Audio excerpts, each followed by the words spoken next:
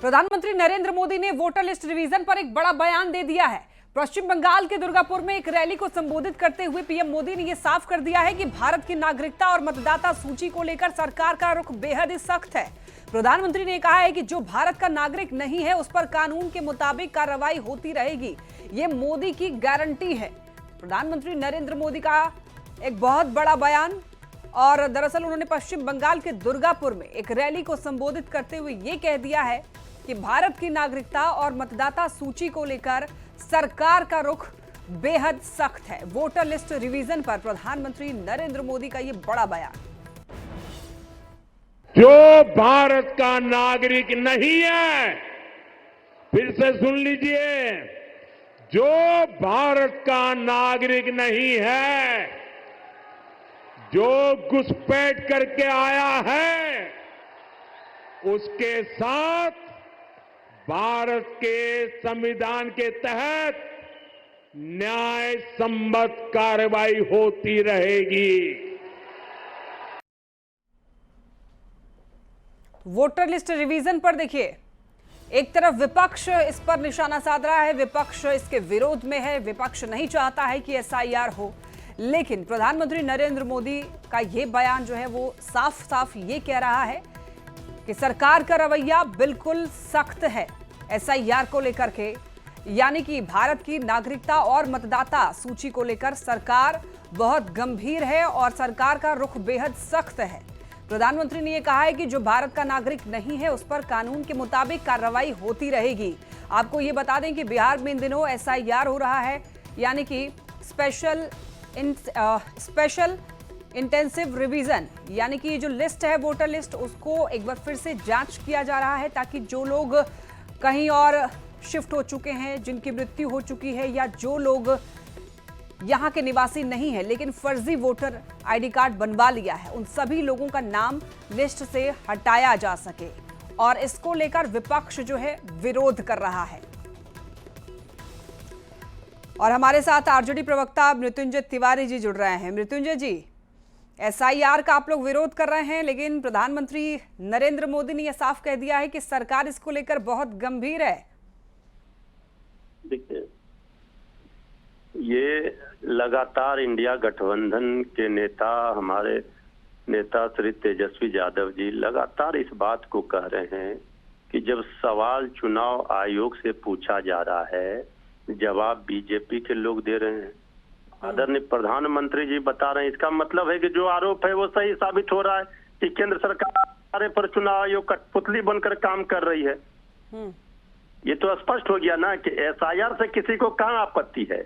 लेकिन जो सवाल, मूल सवाल है कि बिहार चुनाव के समय आपने इतने कम समय में जो वोटर रिवीजन एसआईआर का काम शुरू किया, ये संभव नहीं है। और देख रहे हैं रोज वीडियो वायरल हो रहे हैं, रोज सच्चाई सामने आ रहे हैं। अच्छा, संभव मृत्युंजय जी संभव नहीं है या है, ये तो निर्वाचन आयोग तय करेगा ना।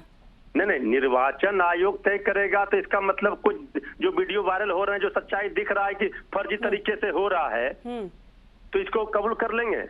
लोकतंत्र है, लोकतंत्र को बचाने की लड़ाई है, ये लोकतंत्र को खत्म करने का प्रयास है। आप एसआईआर से किसी को आपत्ति नहीं, आप 6 महीने पहले क्यों नहीं कराया? माननीय सर्वोच्च न्यायालय ने भी इस सवाल को इससे लोकतंत्र पर कैसे खतरा है? कैसे बता रहे हैं? मताधिकार का किसी को भी आप वोट देने, किसी भी भारतीय नागरिक को आप वोट देने के अधिकार से वंचित करेंगे तो लोकतंत्र खत्म नहीं होगा तो क्या होगा? लोकतंत्र। अच्छा, वोटर लिस्ट रिवीजन होना चाहिए कि नहीं होना चाहिए? एकदम होना चाहिए। उसके लिए समय देना चाहिए। अभी तो केंद्र सरकार में सहयोगी है टीडीपी, चंद्रबाबू नायडू जी की पार्टी, उन्होंने भी ये मांग की। हर दल, जेडीयू भी, उनसे भी पूछिए, अभी सत्ता में मलाई खाना है, लेकिन हर दल इस बात को स्वीकार कर रहा है ऑफ द रिकॉर्ड, चाहे बीजेपी के भी नेता हो, कि ये तो गलत हो रहा है। 25 दिन 26 दिन में आप कर। अच्छा, आप लोगों की आपत्ति क्या है?